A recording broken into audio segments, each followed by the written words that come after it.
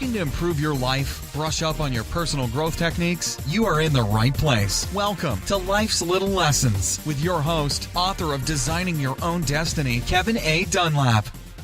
Hello, everybody. This is Kevin Dunlap with Life's Little Lessons, and today I've got a lady that I just met at a recent event, and I'm really interested in hearing what she has to say. She is going to be talking about color in your wardrobe, that is. Her name is Jen Thoden, and her company is called Your Color Style, and she's a Your Color Style coach. So I want to welcome to the show, Jen. Welcome to Life's Little Lessons. Thank you so much for having me. I'm excited. It's great having you here. I know we just briefly talked at the event just recently that we were at, and I know I learned a lot. Did you learn a lot from there? Oh my God, my mind is still overwhelmed with lots of information. It's been great. A lot of ideas. Well, yeah, and same with me as well. I mean, that was a good Kickstarter to get some other things going. So I'm so happy. I'm so happy that I went, and I got to meet people like yourself that I normally wouldn't have met because you live. Where do you live? I live in Virginia. In Virginia. Yeah. So the event was in Las Vegas, which is where I actually live. So what are the chances of us actually crossing paths without an event, something like this? Right. I mean, networking at a business like a conference like that is so critical. You know, you meet so many amazing people when you kind of get out of your comfort zone and get away from your business and just get out there and meet some cool people. So yeah, it was really cool. It was nice. Okay. Well, tell me a little bit about yourself, Jen. What is it that you do? Why is it that you do it? And how long have you been doing business? Oh my gosh. Okay. So as you said, my name is Jen Thoden. People call me Jen. And I have this business called Your Color Style. So let me just tell you a little bit like what Your Color Style is in case people don't really understand what that means. So the mission for the company is to help women discover colors that just make them feel and look amazing. And I do that through a very unique system that I founded. And so the system is actually called Your Color Style. And it's got a little bit of combination of, if people are familiar with it at all, it's a little bit like seasonal color analysis, but it's much simpler, a lot of tonal, that kind of stuff. But I offer online color analysis in a very unique way. And then I also offer color fans. Now, I know for your audience that's on audio, they're not going to really see some of these things, but I'm going to hold some of this stuff up to the camera just so I could kind of explain what I do. One of the things that I did when I first started out in this business, and this business has been around for, this is the third year this particular business has been running. And I'll explain a little bit of how I got started because it really means a lot to me. But just to complete the thought, as far as like what's unique about color analysis is that I used to just kind of ask people for photos, and they would send me photos.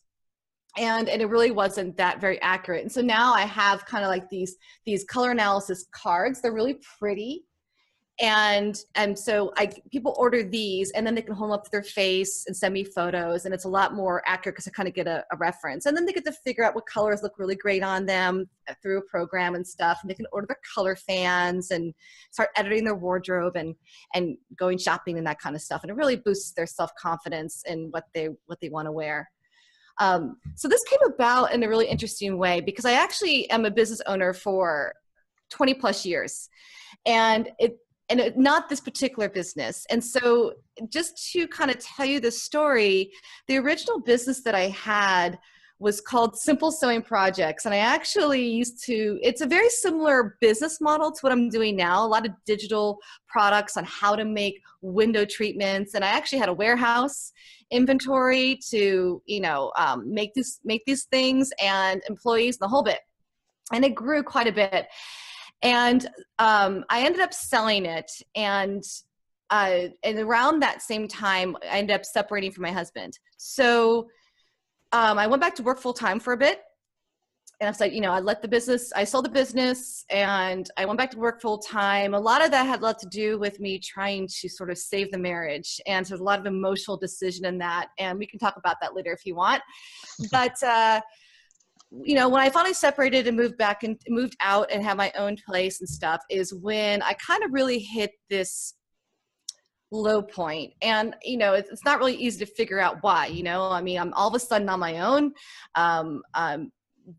separated from my husband, and then, and I'm now thinking, what in the world am I going to do as far as just making myself happy? What do I really enjoy doing? And so I started to do a lot of search on just kind of making myself feel better, and this is where the color comes into play.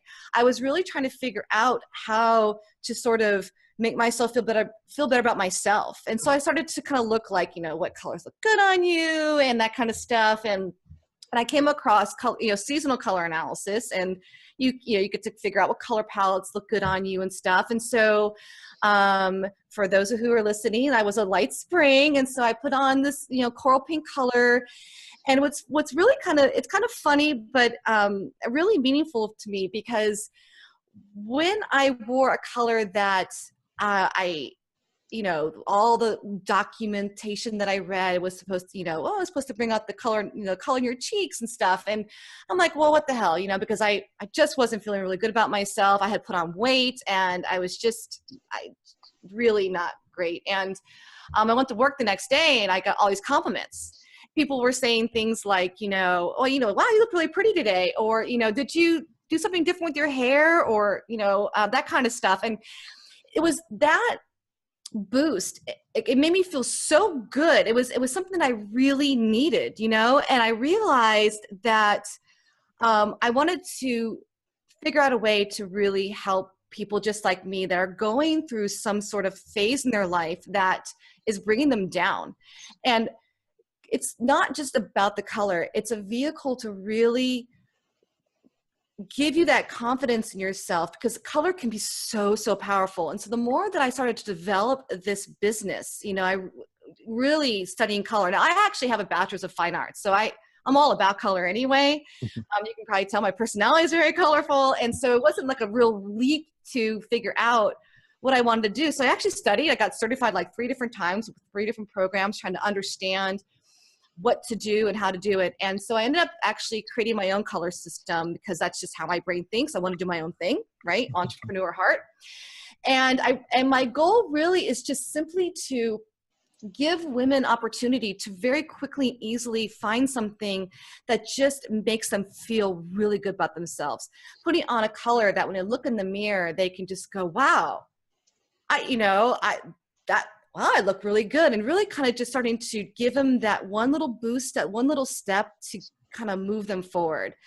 And it's been really interesting and quite a journey, because now that I'm in the 3rd year of this business, and I've got a lot more products to offer, and I've refined my system, and I'm attracting a lot of women that are going gray. Their colors are changing over time. Things that look good on them before aren't really looking good on them now. They don't feel like they are. They're either going through divorce as well, or they're grandparents for the first time, or they're empty nesters for the first time. And they're just now figuring out that, well, it's time for me. And I want to really kind of reinvent myself. And that, once again, they start looking for an easy way to do that. And color is just one of those things that when it's very powerful. It can make you feel really good. It can make you feel very powerful and strong. And I just love helping women rediscover what's really kind of true to themselves, and then kind of moving forward. And so it's just been a really fun business to create. I love it. You can tell I'm like super passionate about it.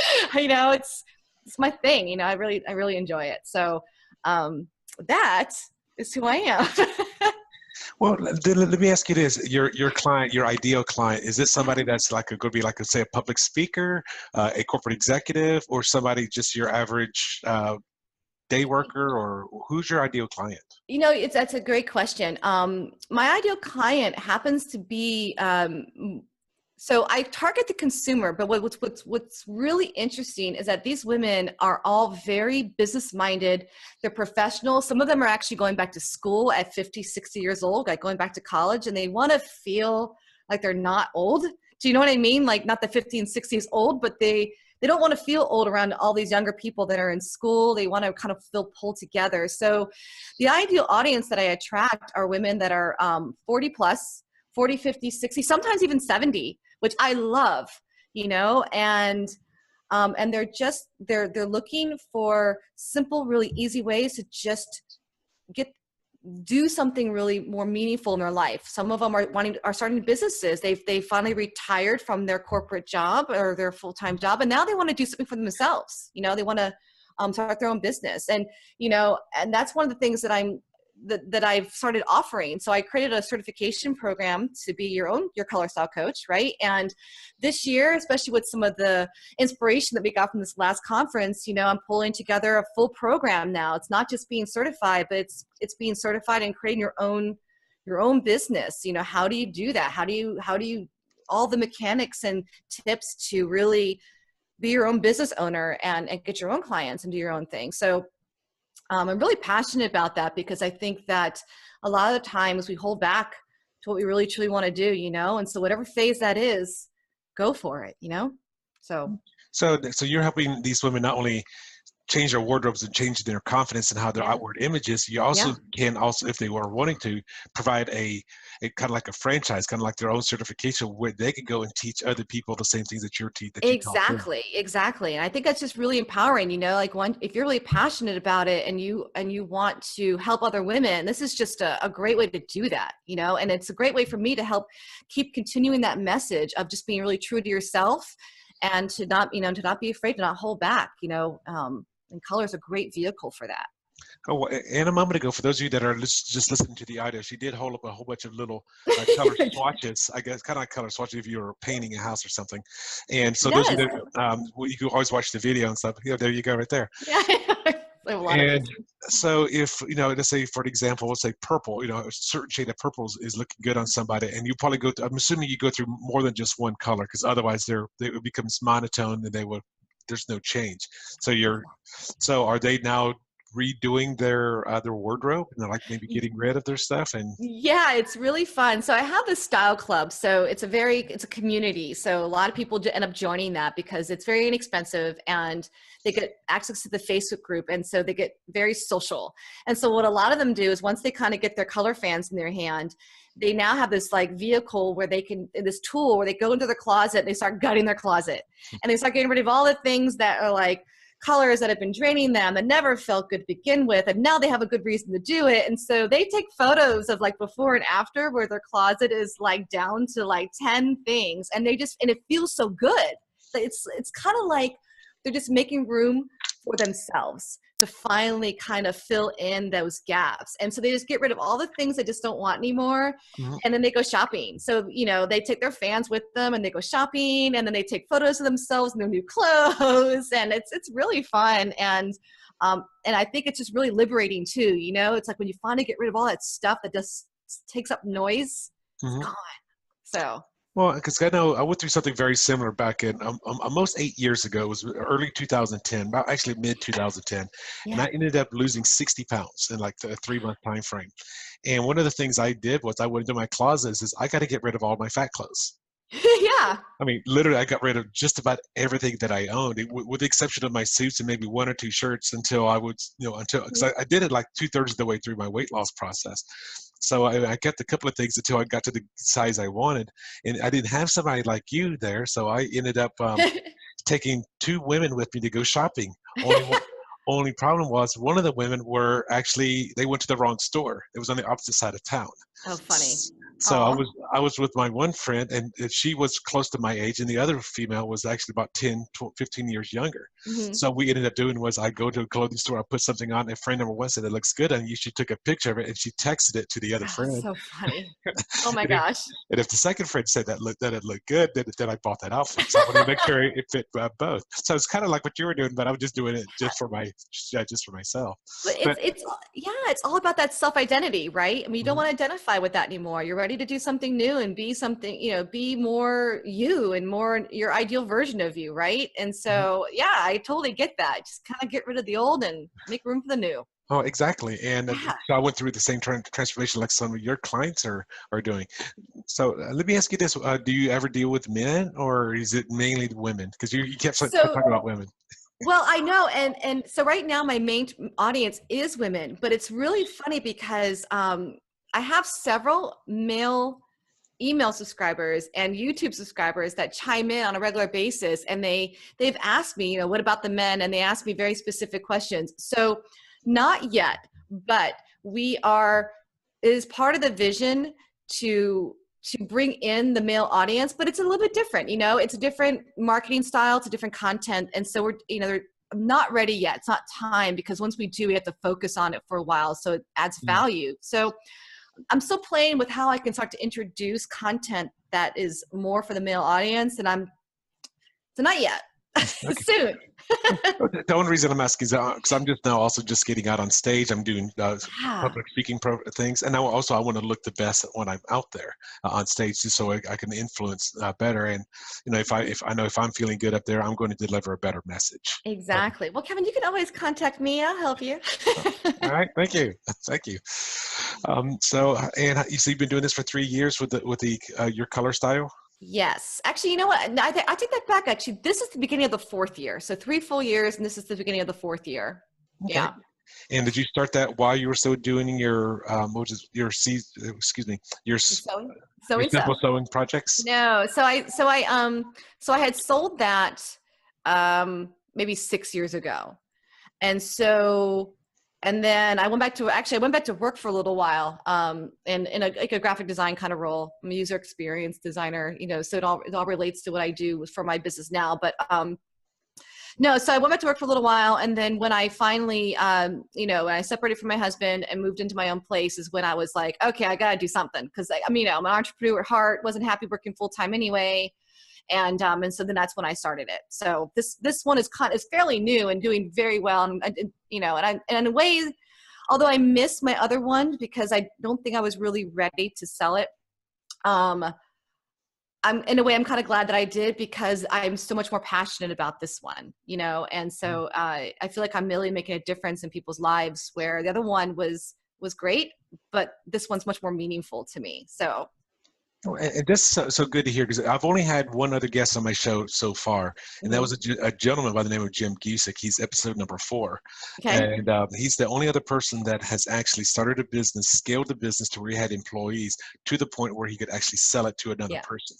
Yeah. So a lot of people are building their own coaching businesses, their own businesses that may not be sellable, but you actually you created something that was actually sellable. And this one too, honestly, right now it's not in the next year or two, but I'm building this one also in mind that it will be sellable at some point. And that's tricky. It's a tricky balance, right? Because you are your business, you're your brand in many ways. For it to be successful, people want to connect with you, right? And then you got to somehow figure out a really successful way of getting yourself out of that, be the solo identity of the company, so that other buyers will look at that business and be like, oh, I can take this business and scale it further, or whatever they want to do with it. And so it's definitely a tricky balance, because like right now, my identity is very, very wrapped up into this brand. And in the next year or two, I have a vision of how I might be able to kind of start to step myself out of the camera and more into running it from the outside and having people do what I do now. And then it will be at a place where I can, start to think about how I want to sell it. I may not want to sell it. I want to keep it and keep growing it. I just want the option. So.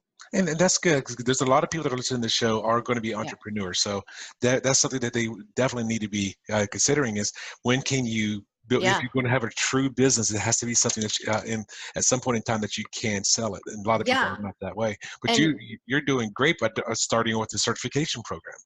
Well, exactly. I know. I definitely have an ulterior motive with that, and that is that as people start to kind of create their businesses, the ones that are really showing promise are the ones that I'm going to be focusing on to kind of elevate them up and kind of test the waters, because it could be that they're the ones that start doing a lot more, and I can kind of, level myself up even further and out of the picture. So it's going to be a little while. It's going to definitely take some energy for me to inspire individuals who want to do this and do this well. But it's also, I'm really excited about it too. It's a really exciting challenge, and it's a new business model for me in many ways, where I've always kind of stayed safe. Do you know what I mean? Like I've always kind of done what I do. And so this is something I've never really done before beyond training. Helping them create their own businesses is something that's much bigger, but it's much more exciting too. So I'm up for the challenge for sure. See where it goes. And do you have a mentor or a coach that gave you the idea, or did you just kind of looked it up online, or how did you So I decide to have do a that? business coach. Yes, I've had a business coach for three, for 2 years. 2 years. He's actually was.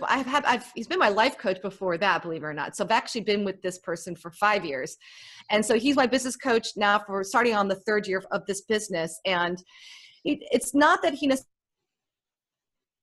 gave me the idea, but he has been instrumental in helping me get out of doing everything and trying to do everything myself and really not moving forward to taking the leap, hiring people, getting that mundane minutia off of my plate, and then really focusing on what's going to bring value. And that actually grew my business. I mean, we grew 60% last year doing that. And so he's always asking the question, okay, the plan is to sell it. So what are we going to do to scale it? How are you going to scale this? How are you going to get more referrals? How are you going to do this? And so when you keep asking those questions, how, you start to come up with ideas and stuff. And so it's kind of funny because right before I went to that conference that you and I met at, I had written out and actually even emailed my list to say, hey, you guys know that I offer this certification program, but what do you guys think about an actual Your Color Style business program? What do you guys think of that? And I got so many responses because I have so many people who are passionate about it.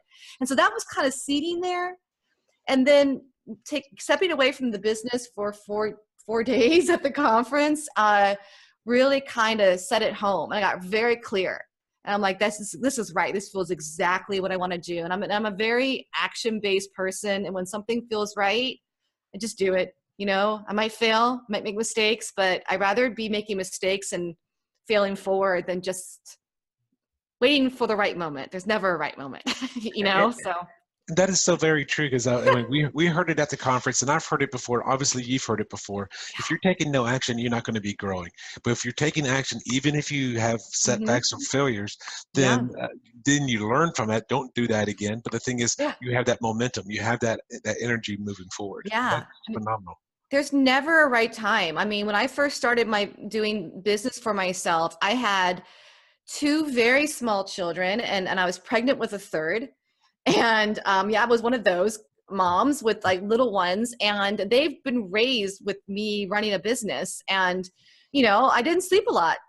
I was taking care of them and went down for naps. I work a little bit. There's just never a right time to do anything. So you just do it. Just do it, and see what happens.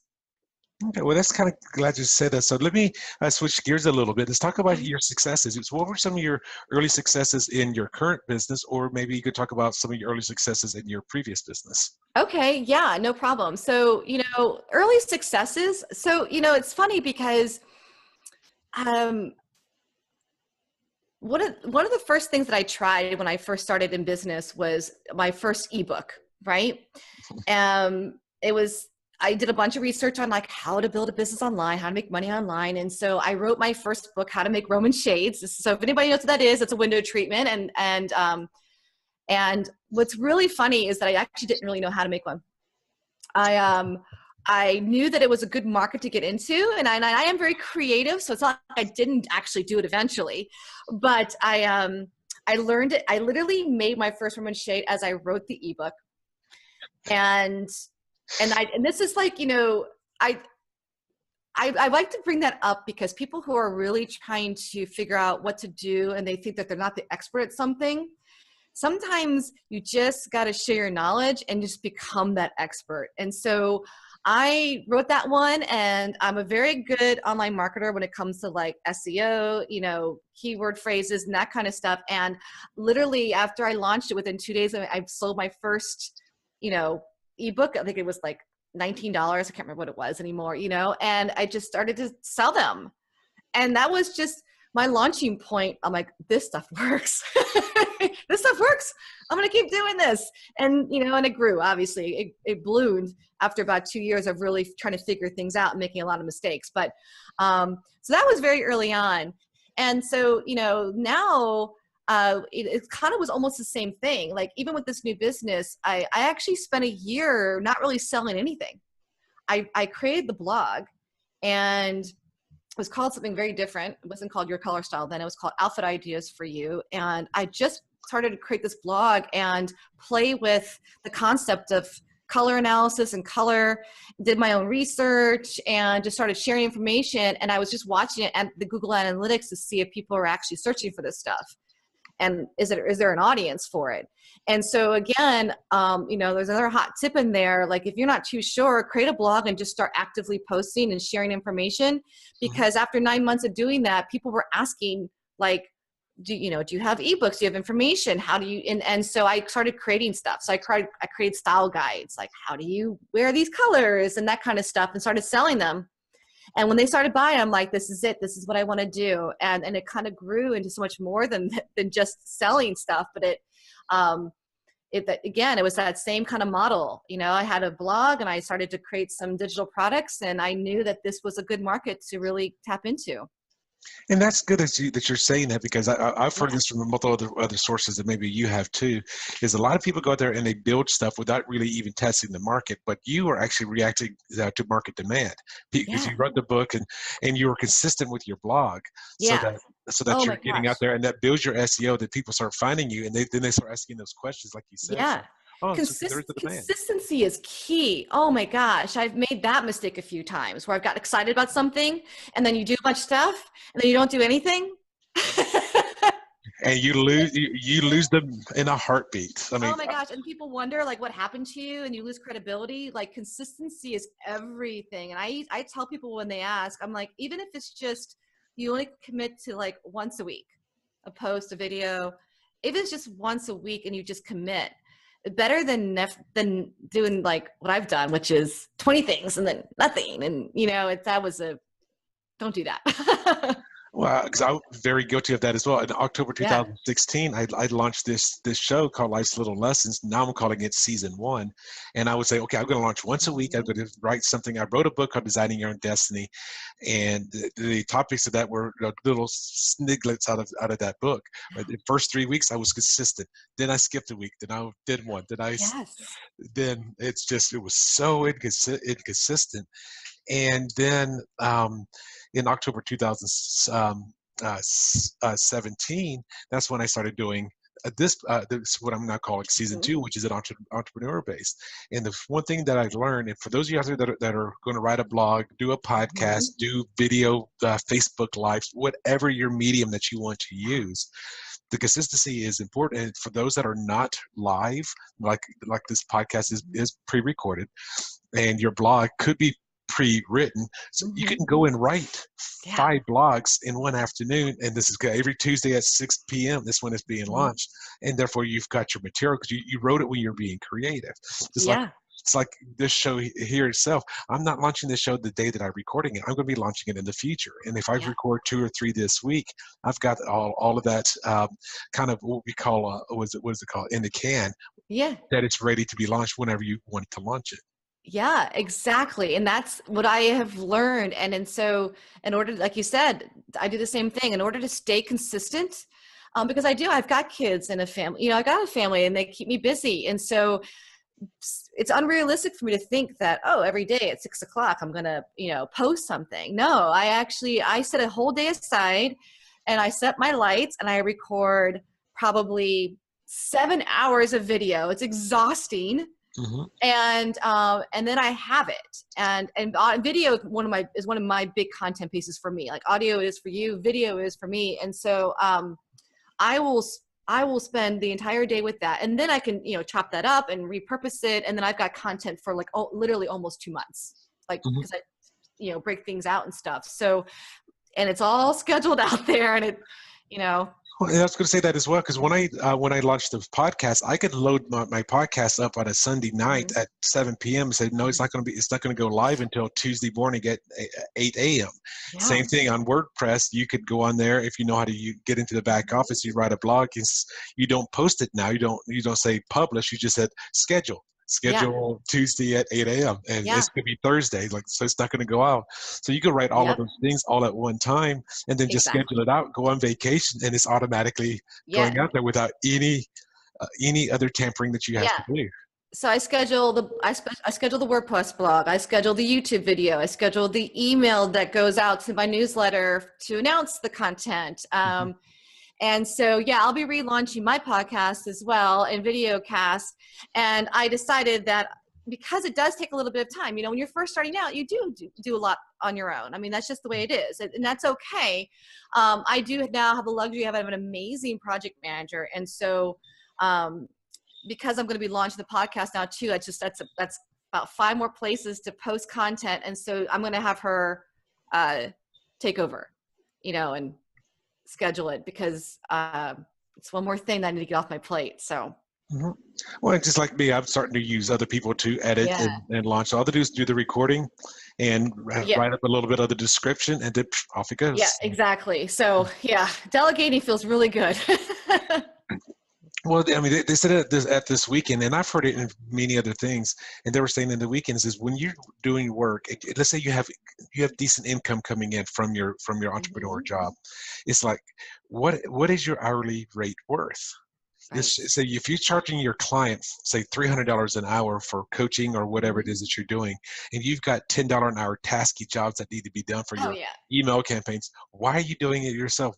You're worth $300 an hour, not $10 an hour. Let a copywriter write that. Let a transcriber transcribe your audios and videos.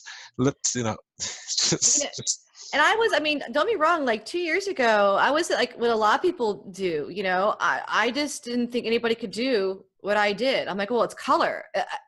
It's color. It's not this or that. And I remember my business coach is like, if you need to find some, you will find someone. And I did. And it was a huge stretch for me. But it was funny, like when I finally decided to like let go and get someone else to do some of this work for me, it was life-changing and business changing. It was a real personal growth for me, because then I was like, oh man, that wasn't so bad. And it wasn't as expensive as I thought either. Because like part of it was like, oh, I don't want to spend the money, right? I don't want to spend the money on that when I can just do it myself and keep it. And I realized, like you just said, I was losing money. And then you don't really see the numbers going down, but you definitely see the numbers go up if you kind of just make the leap, get someone to help you. It is amazing how much more you can focus on your business and grow it. And that's really important if you want to scale it, if you want to make a really nice living at your business, so. And there's in my opinion, there's 3 kinds of employees that you could have. There's going to be your W-2 wage earners. Those are the ones that you hire, and they're going to be part of your job. Then there's going to be your 1099 employees. These are the ones are contractors or even vendors. And then there's other people like a virtual assistant, which could be just that person that you're hiring them by the job. Right. Like, okay, I want you to edit this podcast and then send it to me with my intros and outros and everything added on there. And then once it comes, you verify the work, you pay them for that one job. Yeah. So there's different ways that you could get started. I mean, you may not want to go and hire that wage earner, that W-2 wage earner.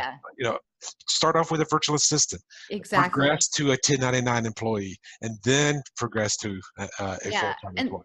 What's funny is that I made a comment. It was a very limiting comment early on, and I had said that, well, who's going to want to do something for what I can afford to pay? And the response was, a lot of people. There's a lot of people out there that are looking to get a start, to do work and to work for companies that inspire them. And so when I finally let go of that belief that no one's going to want to work for a lower wage, it's simply not true. There are a lot of people, really smart, good people that want to work. And when I finally figured that out, it just opened up an entire, avalanche of people that want to work and are really great to hire. So now I've got like a team of like 10 different people. They're not full time. They're, they all have different tasks, and they're all part-time, but they all serve, all the things that I need to get done. And my project manager handles a lot of that stuff for me now. And so I'm getting there, I look forward to the day where I will have, full-time staff too. So, well, and here's the funny thing. I just listened to a Gary Vaynerchuk show, Gary V, and I think this is at the time of this recording is his most recent recording. He was interviewing a fitness lady, and he kind of reminded me of my little brother. what would he advise her? And he says, as you're building your brand and your name is getting out there and is becoming more and more, there's the employees that you can hire that you don't pay them anything. Yeah, that's true. Because my little brother, when he was in college, working on his degree, he worked for an agency as an intern for free. Yep, that's And right. then when he finally graduated, that agency ended up hiring him, and he advanced quickly through that because he already had prior experience with the company. Yeah. Gary Vee was telling the ladies, like, he says, people that come work for me, he says, a lot of them I don't pay them, but the experience and knowledge that they get, and this is with Yep. Gary Vee, the experience and knowledge that they're getting from working with you is incredible. The other thing, there's another option too that I just thought of when you said that was you have people that are willing to work for free, and you also have people that are willing to work for performance. So if you have something that you're willing to give a percentage of a sale, Mm. they will work for you to do that, to get out there and help promote or whatever it is that you're trying to do. Maybe it's a social media marketing campaign and you pay them on performance. So if you make money, they make money. And if they don't do anything, then nothing, so um, Actually, I with people like Jeff Walker, and I'm yeah, sure with the lady we just saw, the Allison Maslin, yeah. is they have all kinds of joint ventures. Yes, I know. And so that's something that I'm definitely trying to scale into this year, is joint ventures and partnerships and really trying to definitely make those connections. So yeah. And it's also known as affiliate marketing for those out there that are listening to this, because I could go on to something like commissionjunction.com, where it's actually Yes. cj.com, create an account there, and I'll say, oh, there's Tony Robbins, he's promoting this thing. And Mhm. then I will apply to be able to promote his things. Once approved, now I can go and promote his product, and I'm going to Yes. get paid on other people's stuff. Yeah, exactly. Yeah. And so like I have an affiliate program for like all the color fans and color products too, Yeah. and also I just finally launched a way for my customers to refer their friends and get like store credit and that kind of stuff too, so word of mouth and referrals are huge to growth. And I'm just now starting to tap into that power. And so I'm excited to see how this year goes just with that alone. Okay, well, it sounds like you got a lot going on. I mean, you're growing by leaps and bounds. I mean, you created a company that you was scalable, that you sold it. Now you got another company that's going into its fourth year. You've got a certification programs. You've got affiliate marketing programs. You've got coupon codes, referral, and you're just knocking it out of the park. I am. I am. I feel really good. It gets a little scary sometimes because you think, oh my gosh, the more that you do, the more you're responsible for stuff. But it does. It feels good, and it's going well. So. Well, let's go down that road a little bit. What were some of your early challenges when you were first starting out, either one of your businesses, or possibly Yeah. even some of your challenges that you're going through now? Because I know the growth is a challenge. It's like Growth is a challenge, that's for sure. So there's a couple things, and I hope that this story helps people who think that they have to somehow quit or life gets in the way, because life always happens. And so when just about 3 years into my first business, we had 3 small children, and my husband at the time was transferred down to Texas. We moved to Fort Worth, Texas. And when we had gotten there, my oldest daughter, who was 7, she just turned 7. We literally moved on her birthday, on her 7-year-old birthday. And she was diagnosed with cancer within a week of us being in Fort Worth, Texas.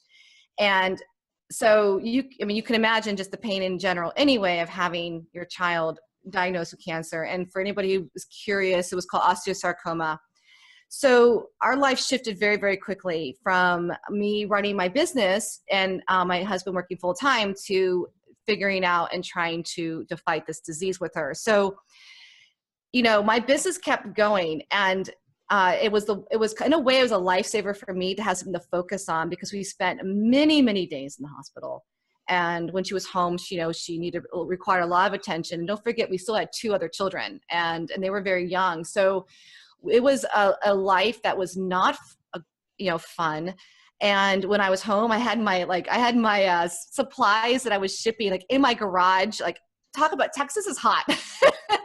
And it was like 100 degrees in the garage, and then I would be out there packing stuff. I could talk about doing everything yourself. And then when I was in the hospital, I would be writing ebooks and stuff while, she slept or something like that. And so in a way, it was a major setback, obviously, because I really couldn't focus. I just kept kind of running, and so if you're wondering, no, she did not live. She actually died when she was 9. So we fought for a good 2.5 years, and then she passed away. And that was about 11 years ago now. Believe it or not, she would have been 20 years old this year. Go figure that. That's crazy to have a kid that might have been 20. But that time in my life really sort of shifted things for me, like what was really important. And that's kind of one of the reasons that I ended up selling that business. It wasn't because I lost a child, believe it or not. I actually went full force back into my business and ran it. It was very successful. What happened though is that, when you go through something like that,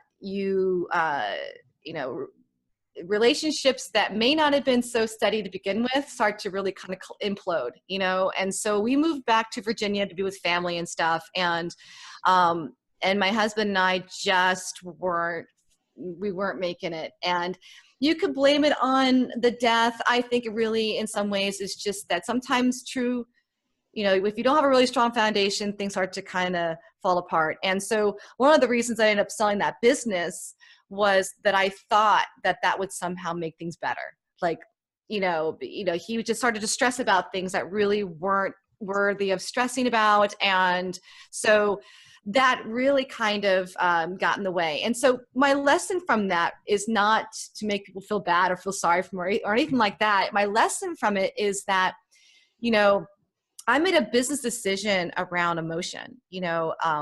I made it because I thought that it was going to make someone else happy. And I don't regret it. I don't like regret. I always believe that we do things for reasons, and other things are going to, take you to a different place. And it has. But really, that was an emotional decision,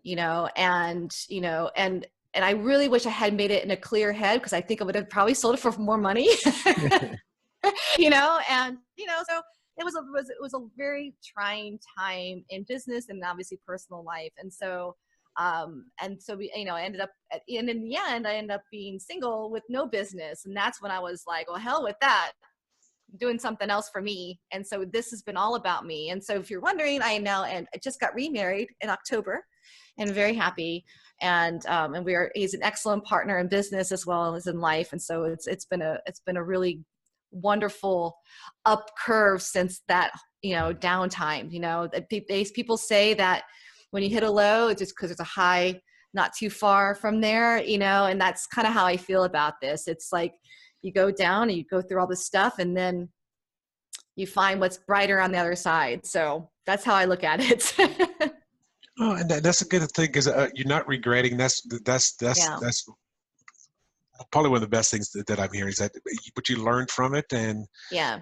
And as you said, you want to be careful on making decisions of businesses, especially big business decisions, based on emotions. Exactly. Yeah. So, I feel like all those things, I miss my daughter all the time. And I have my youngest daughter who is reminding me of her all the time, because she's a pain in the neck. But, it's all, it's all part of who I am now. And so in some ways, I'm very grateful for having that story and that depth. And my 2 children too, they're different individuals now. We have a different kind of relationship that we might not have had before. So okay. It's all good. Okay. Well, and you told me about your successes. You told me about a lot of your challenges and even some of your setbacks. Yeah. When you were getting started, what kind of fears did you have? Oh my gosh. How did you overcome those? Oh my gosh. Fears, my goodness, who doesn't have fear, right? So obviously there's just fear in just not being able to do it, right? Like you have ideas and there's a lot of self-doubt that creeps in really fast. Well, I'm not going to be smart enough to do this. Who's going to buy something from me? Am I going to make enough money? And, and at the time too, the relationship that I had with my husband at the time, I mean, it wasn't like we had a bad relationship, honestly, but there was definitely a lot of doubt, so I didn't have that support system. So that also kind of played into my fears a little bit too. And so there was a fear of not being failing and then being told, see, I told you so. That was just the whim, you know, go back to work full time kind of a thing, you know? So there was all that kind of noise going on. Starting this business the second time around, definitely fear, because I was on my own this time doing it for a while, at least financially. And, but this time around, I made the conscious decision of surrounding myself with people that were going to lift me up and not bring me down. So I hired a business coach. And, you know, Joe, who's my husband now, was a tremendous supporter and never once doubted and always asked just good questions and, you know, challenged me. And that made all the difference. And it wasn't like it still wasn't scary. You know what I mean? Like, it's still very scary, but when you have people around you that are ready to support you, and you know that if you were ever to really get in trouble, what's the worst that could possibly happen? And I realized, okay, I got this. I'm going to do this. And I still make expensive mistakes, you know, you make mistakes all the time, but, yeah, that fear and that self-doubt comes in a lot, and it still happens now, you know, even with, new products and stuff. I'm like, oh man, so, you know, I hope they like it. Well, I'm glad you said it, because I've never really said this on the show before, or at least I don't think I have. It's like whenever a fear comes up, you need to look at it, you know, logically from 3 different scenarios. What is the best case scenario if I were to do this? You know, I'm afraid to launch this product. Yeah. What if I sold 1,000 copies? Like, oh shit, you know, I'm happy about that. What is the absolute worst case scenario? Right. Okay, let's say it's bankruptcy. You know, let's go worst case scenario. What is the most likely scenario? Right. Yeah. You know, I think I read that book, but yeah, I totally agree. And you know, the worst case usually doesn't happen. And I also feel sometimes that I've been through some of the worst cases. So I'm thinking, what could be worse than that? You know what I mean? So it's like, I also, whatever the reason is, I've adopted a mindset of, you know, things just kind of sometimes they just work out. You know, and yeah, you can't always assume that things are going to go perfectly. But I think if you go in with the mindset of, it's okay if it doesn't go perfectly, because that's also perfect, and that it's very unlikely the worst case scenario is going to happen. You just gotta have a little bit of faith. You know, you gotta have faith in yourself, and you gotta have faith in what you want to try to do. And if you do fail, learn from it and do it again. And Allison said something over the weekend that really resonated with me. Yeah. And it was, there is one thing that is worse than fear. That's on the fence. No, even worse than that. What's that? Regret. Yeah, regret. Wishing you had done something. I wish I would have done that. I wish I would have launched that product 10 years ago. Or Yep. Yeah, no, I totally agree. It's funny you said that, because I dragged my feet creating my first product, which is a version of the Color Fans now. My business coach had been telling me and pushing me to create my own product, and I must have punted that idea and came up with every excuse in the book why that was not a good idea for probably 9 months, until I finally got a bug up my butt. I actually watched the movie Joy. I don't know if you've ever seen Joy, but I watched Joy, and you know, she creates her own product, her patent, the whole thing. And I watched that. I marched downstairs, and I'm like, Joe, we're making our own product. I'm calling somebody tomorrow. We're figuring it out. And I was absolutely petrified, because I had no idea what I was doing, like none. And I don't know how much it's going to cost. You know, thousands of dollars are going to be invested in something. I don't know if it's going to sell, but like you said, it's like, you just gotta do it, because otherwise you're going to regret never doing it. Someone else is going to end up doing it. And then you're going to kick yourself for not doing it first when you had the idea. Well, So there's a lady that was launched a few weeks ago. Her name is Tracy Hazard, and one of the things she does is is developing your product for launch. She has her own Yeah. 3D printing company. She's got all of the stuff. And I was talking to her about, because she does product, she helps people do product launches. Yeah. So, I mean, it might be somebody you may be interested in Okay. looking into. Thank you. And I was talking to her about the movie Joy. And she goes, I hate that movie. She goes, something to the effect, and she's just part of the interview. She said, I hate that movie. It's not because it wasn't a good movie, it's Yeah. because almost everything that could go wrong went wrong. I know. Oh, She I goes, know. you Oh, yeah. never see it that bad. Yeah, that's true, right? Like, but I loved it because, oh, yeah, you're right. Like, I don't know if that's all true. It's supposed to be based on a true story. But I do love it because she just didn't give up. And that's Exactly. what I liked about it, and it was a product that people didn't really get, and she just didn't give up. And I just, it was very inspirational, and I get inspired very easily. So I was like, we're making a product. Let's do it. Woo! Well, Now it's easy. That's what's crazy. Now it's like really easy. Now we have like 10 different product ideas. We're just waiting for the right time to get started on them, and that's exciting. Well, and a product could be like your swatches there. It could be your little thing, those things there's color things there. It could also be that ebook that you wrote. I mean, there's all Exactly. kinds Yeah. of products out there. Exactly. It doesn't have to be physical, digital, anything can be sold online, and it can be high value. You're helping people. People are going to want to invest in you if you help them. Oh, exactly, because like you said, recording like 7 hours of video, and last year, 2017, toward the end, I think it was like October, November, maybe it was July, August. Mhm. I created my program, How to Become a Self-Published Author.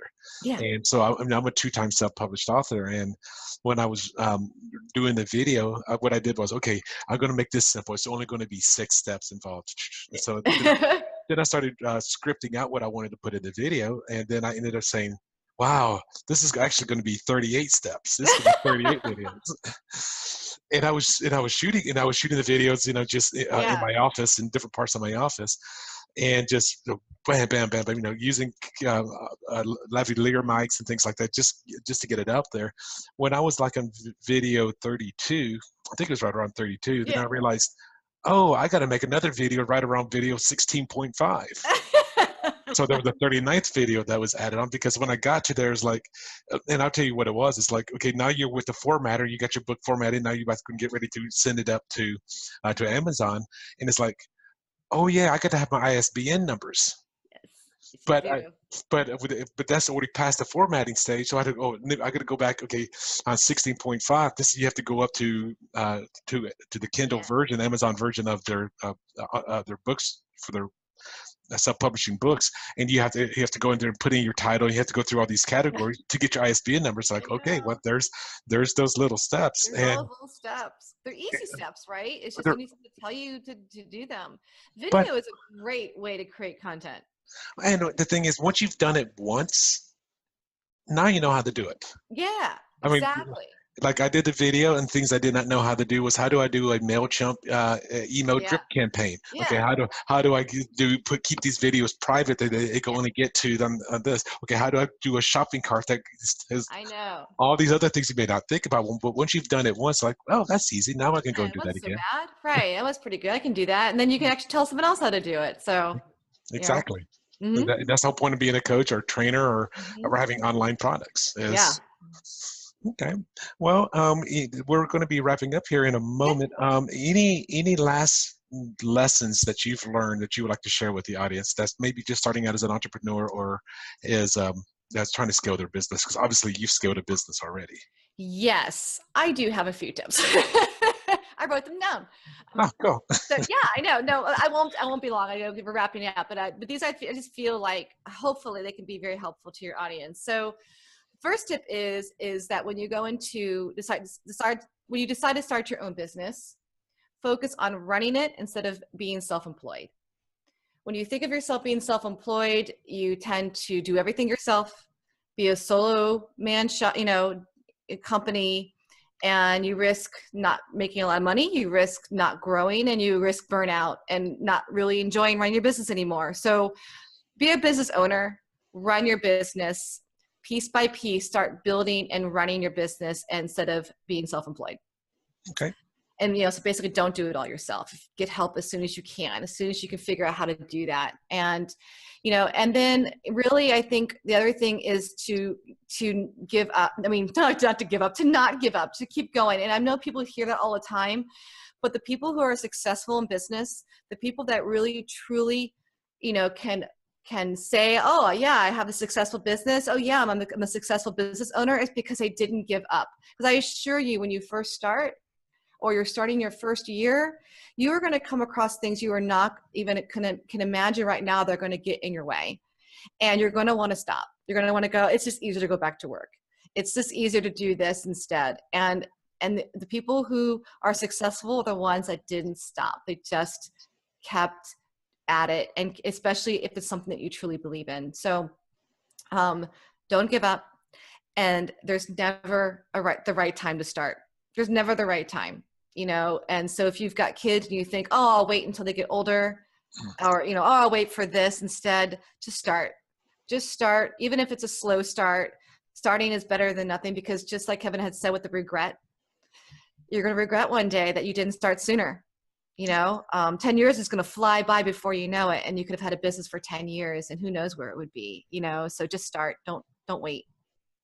Yeah, those are very great tips, and I think I would add two more. One is surround yourself with a supportive system. Oh yeah, great tip, Kevin. It's so true. I didn't even know that the first time I did business. I really didn't. I tried to do it all myself, and it burned me out. And obviously, I ended up getting rid of it. I sold it, and surround yourself with people that can help you in different ways, or just even be emotional support. So important. And stay away from the people that tell you, or that are naysayers and bring you down. If they criticize, those are not the people you want to surround yourself with if you're trying to do a business, right? And one of the things I know, I think Richard Branson's talked about this, and other successful business owners have talked about this, is start taking some personal development courses. Listen to podcasts, listen to Gary Vee, listen to this show, listen to Tony Robbins. Oh my gosh, you're so right. I can't believe I didn't even say that. 100% work on yourself, all the time. Well, because the reason I said that is when I was writing my second book, and the funny thing is a lot of people say, oh, you go become an author. What do you know about that subject? How are you the expert in that field? And blah, blah, blah, blah, blah. And then, but when I told, because I've taken a lot of personal growth classes, I was telling the people that time that I was going to write a book, they go, how can we help out? Do you need a testimonial? Do you need a review? And I mean, literally just 2 weeks ago, I gave a copy of my book to somebody I had not seen in 7 years. It was somebody I used to date. And she took it. She was happy to take it, but then she told me 1 week later, when I was having dinner with her and a few other people, she goes, she told me that she did not want to read my book. It's like, and I took a personal, immediate personal offense to that. She goes, it wasn't because it was you that wrote the book, because I didn't want to read anything on personal growth. Like, okay. which is fine. And then she said, Kevin says, your book changed my life. I'm only 6 chapters in, and so I'm doing all your exercises, and she was giving me such phenomenal accolades. It's like, that's amazing. What if I didn't write that book? How did it not affect? What would her life be different? Yeah. So yeah, you're right. I can't even believe I didn't bring it up, because I'm such a huge personal development nut, and it's all about. I mean, God, really. If you don't work on yourself and and your mindset on everything you do in your life, you're holding yourself back in business for sure. That self-belief, so important. Oh my gosh. And always working on it. And then when you're taking those courses like the ones that you and I just took, maintain contact with some of those people, because there are other like-minded people. And they're the ones that are going to be your biggest supporters. Your biggest inspiration, right? I mean, they're going to give you hope.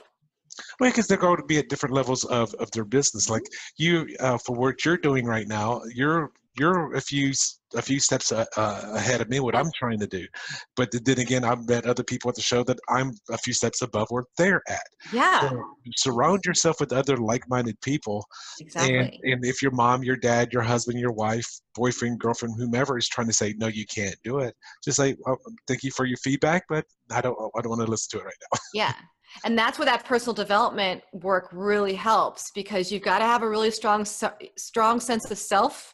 Hmm. And if you don't, I know that I didn't, that's where, you got to work, because you're the center of everything. You're the center of your entire world and your universe and your business and everything. So you got to work on yourself and strengthen that core, and because people are going to want to bring you down. They're going to want to be haters. I get customers all the time, and people on YouTube that love to complain and be mean. And it's tough sometimes, but you have to overcome that and go, that's okay. But I'm doing what I got to do, and what I believe is going to add value to this world. And the thing is, those naysayers, those people that are talking you down, a lot of them, that's just who they are. Yeah. They see someone else have a success, and they don't have their success. Yeah. Therefore, they want to knock you down. Exactly. It has nothing to do with you, but I'm not gonna lie, it doesn't feel good. I'm not Superwoman, I like to think I'm Superwoman. She's pretty cool, but sometimes it stings, and I have to kind of really be aware of why that's bothering me, and realize that it has nothing to do with me. And so, I kind of go through it, think about it, and then move on, or you look at it as creative feedback. Exactly. If they're saying this, maybe you take the emotional part off of it, and then you come back and look at it again. It's like, okay, they're saying that. It's like my first book, which was called Lease Options Made Easy, which was a book on real estate. Okay. I've got one review on Amazon. It was a 1-star review, and I looked at it, and he was right. It wasn't quite formatted properly. So the formatting on the Kindle version didn't look good. Okay, thank you. I mean, I hate to see you're right, though. You're right. If you take the emotion out, you're like, wow, you know what? Okay, I got something to work on, right? So that's good. That's constructive criticism. So. Yes, that one was constructive. There's been others that I've had that have not been so kind, but whatever. And the last tip that I would say to add on to your 3 that you gave is have a coach. Oh gosh.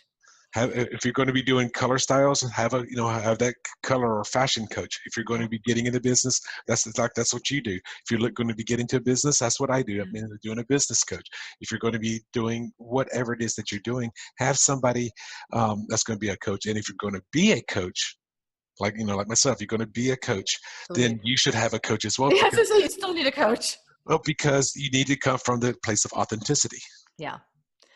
And a coach, yes, everybody needs a coach in their life. Everybody has a coach. I mean, even Donald Trump has a coach. Yeah, he has multiple coaches, and he calls them advisors. Yeah, well, that's what they are. I mean, whatever you want to call them. But yeah, no, I that's a great tip. Really, I didn't really understand that value the first time around either. And the second time, it's what people should realize is if they invest in a coach, their business will grow faster. Yes. Than if they did without. There's something about having someone that hold you accountable and that can help you make smart decisions and focus on what's going to bring you the most value faster. Your business will grow faster if you invest in a business coach. I didn't know that the first time around, I wouldn't say regret because I don't like the word regret, but yeah, if I had that, it might've been a different story, but I'm doing it right this time. So. Well, there you go. Yeah, I know. Well, Jen, we're going to be saying goodbye in a moment. If they wanted to get a hold of you, what is the best way that the audience could get a hold of you? They want to be interested more in your color style program, or being your certification, or possibly be doing some affiliate marketing with you. What's the best way? Thanks. No, they can basically go to the website. It's called yourcolorstyle.com. There is a link that takes you over to the Color Fan site, and there's a contact link if they want to send me an email or something like that. So that's the best place to go, is the main blog. It's yourcolorstyle.com. Yeah, yourcolorstyle.com. Is your blog in there as well? Or? That is the blog, yeah. And on that blog, there's you'll see a contact link if you want to contact me, a link to Color Fans, where the affiliate program is. There's all kinds of great content on there. So. Okay, so that's yourcolorstyle.com, spelled YOURCOLOR. No, you are like you see in Britain or something. Style, STYLE.com. So Yes, exactly. yourcolorstyle.com. Yeah. Okay. Well, Jen, thank you for being on the show today. I really have enjoyed having you on here. I mean, you've been a very inspiration to me. I'm glad to see somebody that was able to have multiple businesses, as sometimes we call those serial entrepreneurs. I know. It's true. Well, thank you for having me, Kim. This has been a lot of fun. I hope this helps your audience, hopes it helps you. And I love talking about what I do, so I appreciate the time to do that. Yeah, I'm so glad you came on my show, even though I just met you like 3-4 days ago. So I know, right? But it's been great. It's fun. It's been great. So everybody, I want to say goodbye. If you want to, again, reach out to Jen here for your color stuff. If you're needing business coaching or entrepreneur coaching, just give myself a call. You can actually just type in the word podcast to my code 40691, or just go to the description section. You'll see our contact information for the both of us, both myself and Jen, in the description of this show. So I just want to say, everybody, thank you, Jen, for being on the show. And I want to say goodbye, everybody. Bye. Thanks. Thanks so much for listening to this episode of Life's Little Lessons with your host, author of Designing Your Own Destiny, Kevin A. Dunlap. For more great content and to stay up to date, visit kevinadunlap.com, facebook.com/kevinadunlap.author, and on Twitter @KevinADunlap. We'll catch you on the next episode of Life's Little Lessons.